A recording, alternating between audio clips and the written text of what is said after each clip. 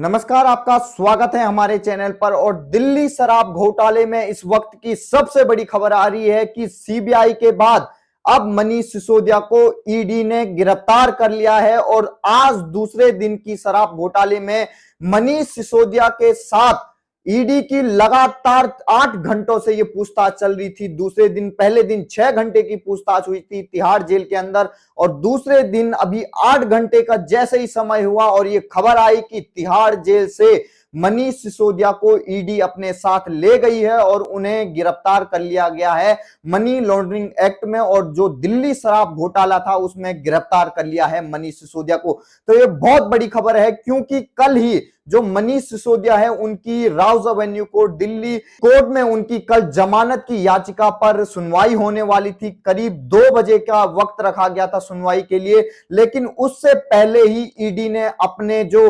2 दिन से जो पूछताछ चल रही थी मनीष सिसोदिया के साथ, तमाम गवाहों को उनके सामने आमने सामने रखकर उनसे बातचीत कराई गई और लगातार बड़े बड़े लोगों पर शिकंजा कसता गया। हैदराबाद से एक शराब व्यापारी को गिरफ्तार कर लिया गया इसी बीच। और अब मनीष सिसोदिया को ईडी द्वारा, एनफोर्समेंट डायरेक्टरेट द्वारा यह गिरफ्तारी करना अब यह बताता है कि मनीष सिसोदिया की मुश्किल तो बड़ी ही बड़ी, लेकिन अब जेल से छूट पाना लगभग नामुमकिन सा हो गया है मनीष सिसोदिया के लिए। और आज ही के दिन विडंबना ये देखिए कि अरविंद केजरीवाल की हंसते खिलखिलाते हुए एक तस्वीर वायरल होती है, जिसमें वो आतिशी मारलेना और सौरभ भारद्वाज को दिल्ली के मंत्री पद की शपथ दिलाते हुए नजर आते हैं। और उसमें उनके चेहरे किस तरीके से खिलखिलाते हुए नजर आते हैं, जहां मनीष सिसोदिया का जो मंत्रालय था, शिक्षा मंत्रालय और तमाम जो पीडब्ल्यूडी के विभाग के जो मंत्रालय थे,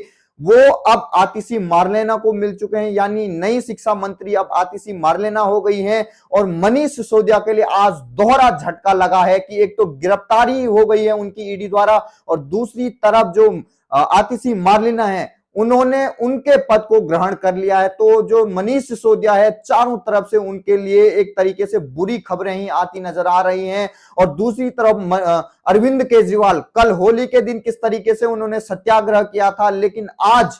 ईडी की इतनी बड़ी गिरफ्तारी हो जाती है, तो ये लगभग तय है कि आने वाले लगभग 6 महीने तो कहीं नहीं गए मनीष सिसोदिया के तिहाड़ जेल के अलावा। क्योंकि मनी लॉन्ड्रिंग एक्ट में जब ईडी द्वारा कोई गिरफ्तारी कर दी जाती है तो उसके बाद कोई भी अब तक इतना बड़ा कोई आरोपी नहीं है जिस सुनने में आया हो कि जो जल्द ही जमानत पे आ गया हो। तो मनीष सिसोदिया अब जेल में ही उनका परमानेंट निवास होने वाला है। और लगातार जो बड़े बड़े जो इन पूरे शराब घोटाले में जो मछलियां हैं उनसे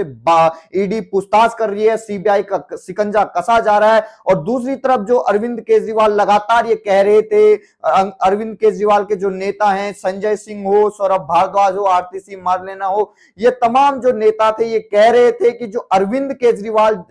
कह रहे थे कि जो मनीष सिसोदिया की जेल है, तिहाड़ जेल नंबर 1, जिस बैरक में उनको रखा गया उसके आसपास जो हैं वो खूंखार अपराधी उनके आसपास हैं। लेकिन दूसरी तरफ जो लोग हैं, जो जनता है, वो ये कह रही है कि कल ही तो आप ही के जो मंत्री हैं, अभी अभी बने हुए स्वास्थ्य मंत्री सौरभ भारद्वाज, वो तो ये कह रहे थे कि जो तिहाड़ जेल है वो तो दिल्ली सरकार के अधीन आती है, तो आप कितना भी हमें जेल में डाल दीजिए, जेल तो हमारा है। यानी अरविंद केजरीवाल के शासन के अधीन आता है, तो वहां पर फैसिलिटी तो आपने देखी होगी सत्येंद्र जैन की, किस तरीके से वो जो खूंखार अपराधी थे वो उनकी मालिश करते हुए नजर आ रहे थे। तो अपराधियों में भी खौफ है इनके जो मंत्री हैं। तो आप सोच लीजिए जो मनीष सिसोदिया हैं, जो सत्येंद्र जैन है, वो कितने बड़े अपराधियों में ही उन मंत्रियों का खौफ है, क्योंकि वो दिल्ली सरकार के अधीन ये पूरा तिहाड़ जेल आता है। तो अब आप ये देखिए कि मनी लॉन्ड्रिंग एक्ट में ईडी द्वारा मनीष सिसोदिया की गिरफ्तारी होना एक तरीके से पूरी अरविंद केजरीवाल ही नहीं, पूरी आम आदमी पार्टी के लिए बहुत बड़ा झटका है, जो लगातार पिछले दिनों से एक तरीके से जश्न सा मना रही थी धीरे धीरे, क्योंकि उन्हें लग रहा था कि जो सीबीआई है,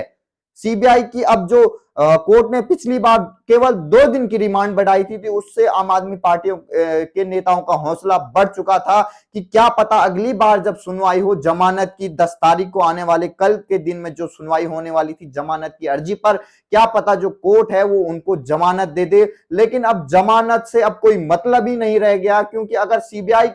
कि उस सुनवाई में सीबीआई कोर्ट द्वारा उनको जमानत भी दे दी जाती है, लेकिन अब ईडी के जाल में फंस गए हैं मनीष सिसोदिया, जिन्होंने लगभग पूरे देश ही नहीं दिल्ली भर में गली गली मोहल्ले मोहल्ले शराब की नदियां बहाई थी। अब वो ईडी की गिरफ्त में आ चुके हैं और अरविंद केजरीवाल जिनको पहले ही पता था, उनके जो इस्तीफे उन्होंने पहले ही ले लिए थे, उनके पास रखे हुए थे गिरवी के तौर पे, आप देख सकते हैं, क्योंकि जैसे ही मनीष सिसोदिया जेल जाते हैं उसके दूसरे दिन उनका इस्तीफा सार्वजनिक कर दिया जाता है अरविंद केजरीवाल द्वारा। पहले पन्ने में उनका जो सिग्नेचर है वो अलग आता है, दूसरे पेज में सिग्नेचर अलग दिखाई देता है। तो ये पूरी एक तरीके से एक षड्यंत्र के रूप में एक पूरी आप कह सकते हैं एक पूरी सोची समझी रणनीति है अरविंद केजरीवाल की, उनका पहले से इस्तीफा ले लिया जाता है। क्योंकि मनीष सिसोदिया ने बता दें आपको एक शर्त रखी थी कि मैं जेल तभी जाऊंगा अगर आप मेरी इन निम्नलिखित बातों पर अगर आप सहमत हो जाएं। सर्वप्रथम उसमें यह था कि जितने भी बड़े बड़े नेता हैं विपक्षी पार्टियों के, चाहे वो चीफ मिनिस्टर हों, उनसे पत्र लिखवाया जाए प्रधानमंत्री मोदी के नाम की जो मनीष सिसोदिया है उन्होंने इतनी अच्छा काम किया है, दिल्ली के शिक्षा मॉडल को बदलने की पूरी कोशिश की है उन्होंने, दिल्ली का शिक्षा मॉडल बहुत बेहतरीन है। तो उनसे लेटर लिखवाने को कहा था मनीष सिसोदिया ने अरविंद केजरीवाल को, तभी मैं जेल जाऊंगा। और उसके बाद ये कहा था कि आम आदमी पार्टी पूरे देशव्यापी प्रदर्शन करेगी मेरे खिलाफ, मेरी जेल के होने के खिलाफ, और दूसरी तरफ एक माहौल सा बनाएगी कि जो मनीष सिसोदिया है वो देश भर के सबसे अच्छे शिक्षा मंत्री के तौर पर दुनिया भर में प्रसिद्ध हैं। ऐसे करके एक पूरा प्रदर्शन किया जाए और एक दबाव बनाया जाए